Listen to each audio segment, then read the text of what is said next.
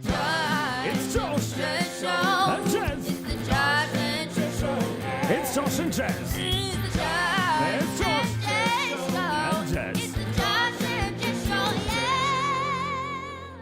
Hello, welcome to The Josh and Jez Show. You said both of our names, did you? Always trying to take the And we fun. didn't say show at the same time. Oh well, doesn't matter. You should probably stop playing with the Ferrero Rochers. Sorry. What I'm doing now, for anyone who's listening, which I probably you, because you're listening right now to what I'm saying, because anyone who's not listening to what I'm saying wouldn't hear what I'm actually saying, so it wouldn't matter. I'm listening. But just me and you are the only ones listening. That's all you need. Jeremy's on this diet because he's about 40 stone. And he's got these Ferrero Rochers that his feeder had bought him.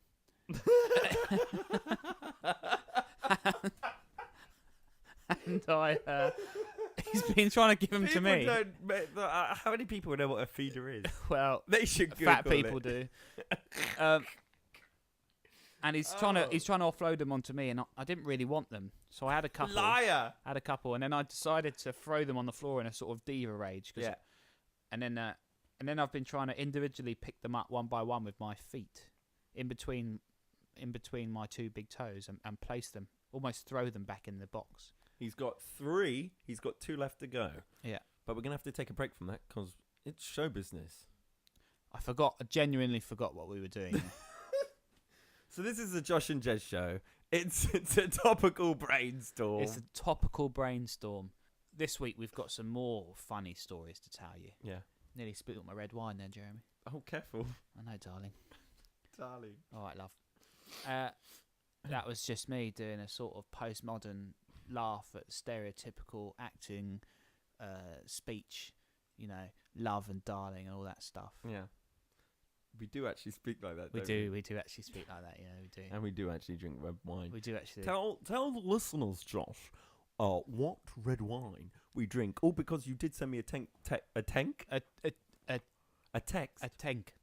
Ting. What are you doing with your hands? I'm itching a place that wouldn't have been easy to itch if I wasn't wearing shorts. Good job we're not doing a video cast, eh? How do you know that? We're drinking a red wine all because you once sent me a very diva-y text saying, I might pick up some red wine. You went, yes, but I only drink Tempranillo. It's good. I don't only drink it, it's just I like that. Why not have things you like? I've got a problem though where I a couple of years ago the sentence I've got a problem is probably going to feature quite a lot on this podcast. It is in many ways. But a couple of years ago, when things were going slightly better and I was living quite a grand life, and I've never really stepped down from that, and I still think I'm on the sort of towards the top pedestal, and I still spend like a lunatic, go to all these fancy places, and then I might as well live in a cardboard box because I can't afford to bloody feed myself. Yeah, same. But as long as I've got my Tempranillo. Well, as long as I'm buying you Tempranillo. I know. I've got a particular funny audition story that I can think of. Go on. Have you got any funny stories that you I've can got, think of unfortunately, this week? Most of my auditions are all funny. Funny stories. Most of them are. Yeah. I'm sort of a walking. I've just remembered one of your auditions that you've told me about. Oh God. Was there the word clown brought up? Oh yeah, forgot about that. Was there? No, it was kids presenter. Oh. Go on, we'll leave that for later. It's a bit of a teaser, that one. Well, Josh. Yeah. Josh Blue. Don't give my your name. surname. Jesus. They'll find you. They'll find you on your Twitter. JoshyB123. Josh, have you ever gone for a tap audition? No, bloody hell. Well, me and Jeremy, as we established last week, me and Jeremy went to college together, although he was a couple of years above me. And I dropped tap, actually. I never said this before. I dropped. By the third year, I had none on my syllabus. But in the second, it was a 3-year course. On the second year, I had maybe one. When you say there was none on your timetable? Was that you with a Sharpie just going? I going went- through the time and going, no.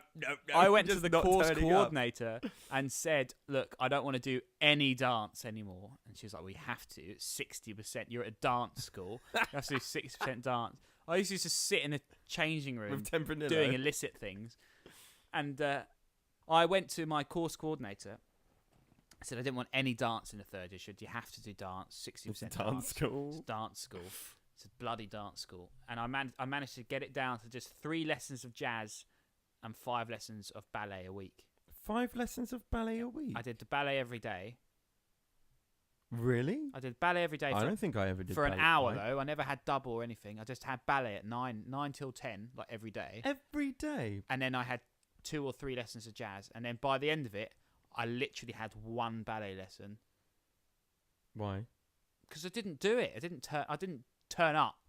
And they said, "Well, what's the point?" Blah, blah, blah. So I said, "Give me stuff I want to do, and I'll go." So I did shitloads of acting and singing. That's good. Not really. It's never really got me anywhere, is it? Oh. Because you've been doing dance auditions ever since. I have. Anyway, go on. Your tap audition. Ring, ring, ring, ring. Oh my God, it's my agent. Oh my God, it's 11 a.m. in the morning. I'm still asleep. Hit ring, ring, ring, ring. Me doing voice exercises before it fell. La la la la la la la la la. Hello. Hi, Jeremy. It's your agent. You're quite good at tap, aren't you? Yeah, quite good at tap. And they've never seen me tap, heard that I tapped. You are quite good at tap. No. You're not that bad. No, You've done the one with the water. that's not me. Ah. Josh is referring to shows he might have seen at our college. I did not do tap with water. So anyway, I go to this tap audition, and it's apparently for an opera. And they said it's going to be a contemporary routine to start off with. I thought, good, I could do that. And then we'll see your tap. There's only 4 of us. 4 of us in the room. And how many right? people are they looking for? 5. 1. You're shooing. They're looking for 1 guy. Okay. Right, and there's 4 of us. 3 girls. There one was of no you. one before us, Still no didn't one give it to you. after us, just 4 of us. Right. And then we go do this contemporary routine. Right, guys, do you want to go put your tap shoes on? So we have to go friggin' change and get our tap shoes on. And my heart is just sinking. There's no routine. We walk up to this table around Mitch. And he says, right, guys, I want you to tell me how tap is your life.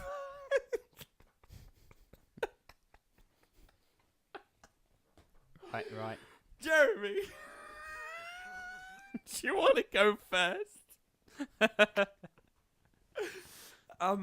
Well, I started when I was 13, and I didn't do any exams, but I've always enjoyed it. It's been good. And I go to sleep with my tap shoes every night, and I wake up with them inside my panty wanters. well, guess what? Oh, thank you, Jeremy. Matthew, would you like to tell us about your tap? Well, the first UK Championship tap thing I won was it back in 1999. Basically, what you just said, I went to sleep and woke up with my tap shoes. All I wanted to do when I was a little kid was tap, tap, tap, tap, tap. I, put screws into my tap shoes into normal school shoes, and I was tapping in the kitchen. And now I'm the world championship 3 years running. Thank you, Matthew. He is his own championship. Yeah, world championship. He is his own I don't know. competition. Tap, tap. I wasn't listening to my own self. Okay, thank you, Matthew. You weren't the only one. Ben, would you like to tell us about how tap is your life? Well, I'm runner-up world champion. Oh, Jesus. Tap. I lost to this guy. Yeah, exactly. They all knew each other. They were all, at one point in that room, world champion tap dancers of... Oh, I'm sorry. I'm boring you, bastard.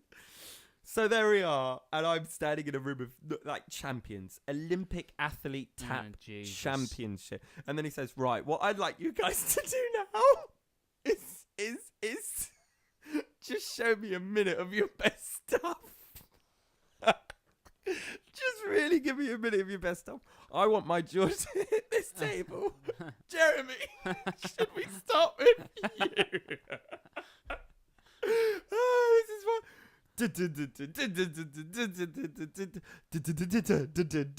Susie Q. It was shocking. I don't even think I stayed in time. out of pure panic. Bloody hell. Out of pure panic. And there, his face just went to pure. So to everyone who's listening to this who have no idea what the fuck you're talking about, we'd talk about Susie Q's and your beats and everything. Relate it to something else in everyday life. How bad was it? It was the equivalent of can you? Yeah. So it's the equivalent of you've got a brand new job at a bank, and you're the head cashier at the bank. Yeah. Yet you've never even seen a number before. And you've seen a program where you're completely illiterate with numbers. Yeah. Is that the word? Dyspraxic. Yeah. And you literally cannot count. You've never even seen a number. And you go in and someone asks you to wow me. To say, explain to me how the banking system is your life. Yeah. And then, right, you've explained it. Show me. Now show me. Show me. Count to the highest number you can.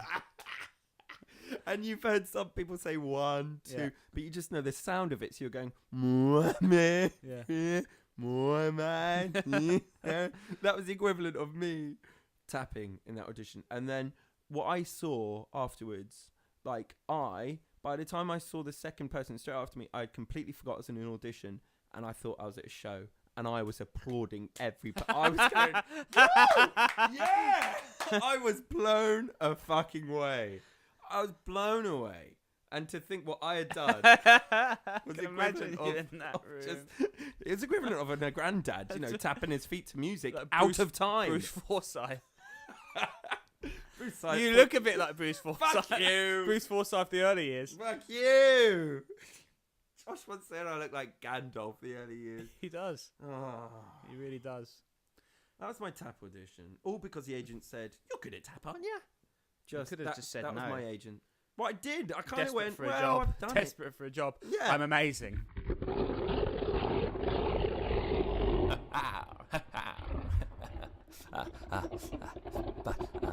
The Josh and Jez show at yahoo.com.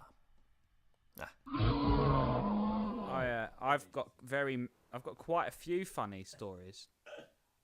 One of my favourites is I was up for pretty much as soon as I left college. I was this sprightly young thing, and I was up for High School Musical. Oh. Musical. I was up for Ryan. If you don't know, if you haven't seen it, it's a kids program. It's Ryan's like the twin of this other girl. There's this boy and this girl, and he's the twin, and they're sort of like a bit weird, bit of a weird brother and sister. Anyway, I was up for him. Just a bit of background there. If you don't know how auditions work, the first round you sort of if it's a private audition, you go in and you sing your own song, and if they like it, you get a recall to another round, and that tends to either be you sing that song again, or you get given a piece from the show, and then blah blah blah. Anyway, it's about my 4th or 5th recall, and I was down to the last couple of people for this part. And it's quite a bit. It was the biggest thing I've ever done, and I was really nervous about it to begin with. But then I thought, they keep seeing me, so I was quite excited. I thought they must really like me. And it's at Sadler's Wells. That's a very nice big theatre, by the way. Yeah, very modern as well. In Islington, McCoy. really nice place. And they've got a studio downstairs, and they often use that for auditions. And everyone, take a second. Sorry, I had a red wine burp. Something. I had a red wine burp. So they have a nice, lovely room downstairs, and they often use that for auditions. I'm sorry. That's fascinating. And riveting. First of all, the worst part of it is we're all sat. There's about 5 or 6 of us boys all going for the same part, and then there's about 5 or 6 girls going for that same part. They're going for the twin. So pretty much Right. going for the identical twin. There was no one looking like you. There was no one ginger. That didn't bother me, because no one looks like me, darling. And then the lady comes out. She's from the States. This American director. She had something to do with the actual film, the program. Came out and said, Was it a film or a program? it was a film. And then a series? No, I don't know. No. And she went, Joshua, darling, have a listen to this. This is how we want you to do it. And she gave me her own personal iPod with the song that everyone had to sing. And then she went, I know you're going to be great. Just come in and wow us.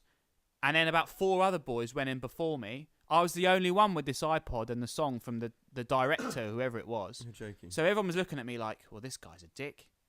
And I suddenly felt really like, part of me was like, she must really like me. Either that or I need extra help. And they're going all out. You can have some extra time. Yeah, I felt I was there as a sort of care in the community, giving the. We have to have one of these. Yeah, we have to have him. The token ginger. Yeah, to fill our quota of the guy who's. Now this is how it sounds, Yeah, my love. yeah. It goes do. Yeah. It was like that. Here's my Just phone. do what he does. Listen to the dings and the dongs and sing along to the dings and the dongs. Yeah. And then anyway, so I went in. Just smile. And I had to sing a song which isn't even his song. It's a song. It doesn't even matter. And I started singing it. Wow and she said, "Can you be more like a basketball player? Be more fluid." And I didn't really know how to do it. I'm quite tall, and I wasn't so aware of what my limbs did. It was good. This is about 8 years ago now.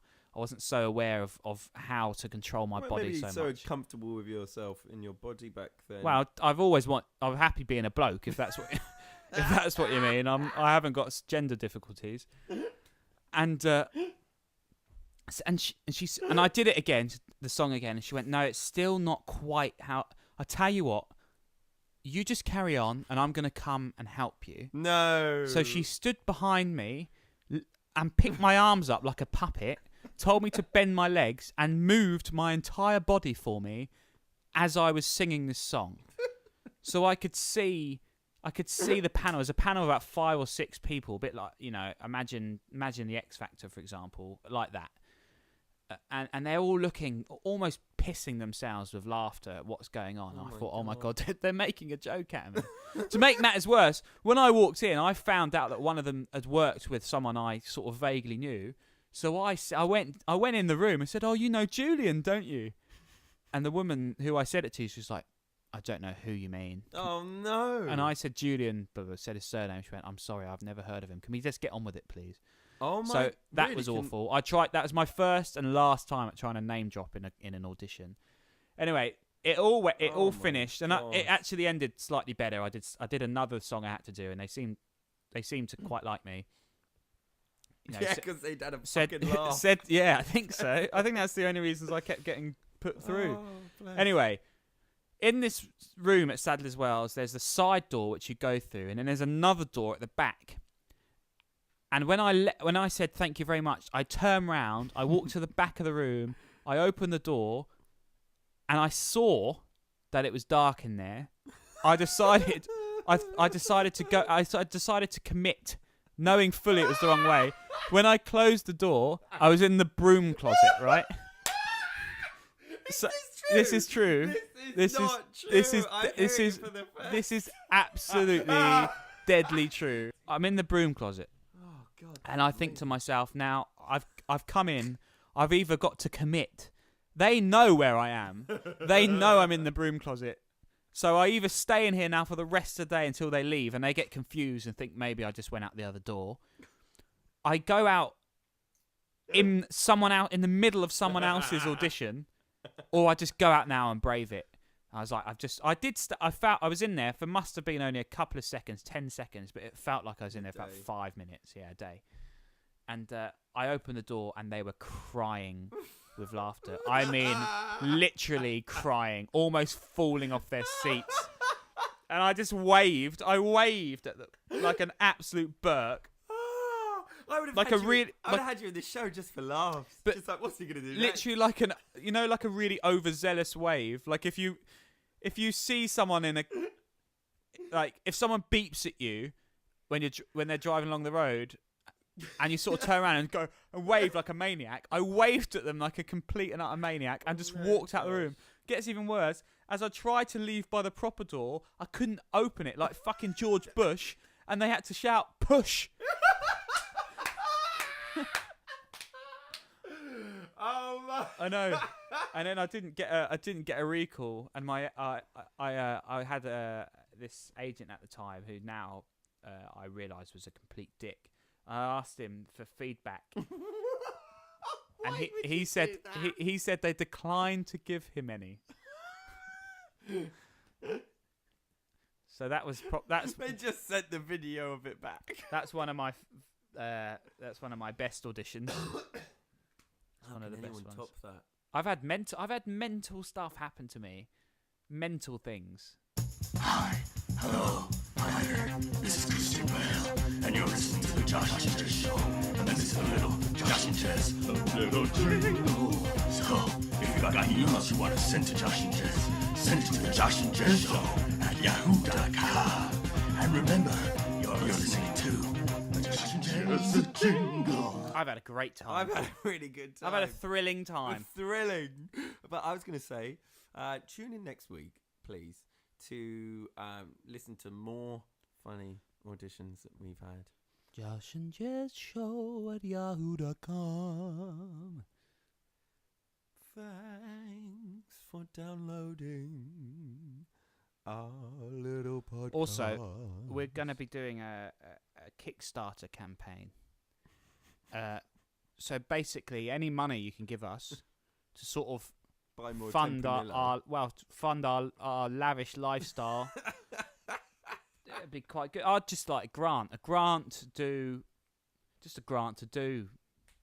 things. Do things. Stay at the same bars. So yeah, thank you. Thank you for listening and downloading the Josh and Jez show. What's really funny though, we're both playing characters who are actually really successful. Yes. We're actually really, really successful. We've actually really... Do you not recognise our voices? We're actually really rich and we're really famous and you don't know who we are. And you might think you know who we are, but we're actually really good actors. Have you seen Good Will Hunting? Have you? Have you? We might have written it. We might have written it. Maybe written Good Will Hunting. Maybe we didn't, though, but maybe we did. We've got too good of an English accent. We have. We actually are a lot more famous than you realise, though. Yeah. And we're just using pseudonyms and names of two complete losers that we found on the internet. Found on Twitter. We found them on Twitter. And said, can we buy your Twitter? I see you've been on there for 3 or 4 or 5 years. Can we buy your Twitter? Who talks like that? I see you've been on there for 3 or 4 or 5 years. Hello, mate. I see you've been on there for 3 or 4 or 5 years. And I've been married to her for 1, 2, 3, 4, 5 years. How's your little girl now? She's about 3 or 4 or 5. She's what? Sorry. Oh yeah. Well, what's her name? Oh, you know, Mary Jane or Mary Jane. Yeah. Bye. Bye.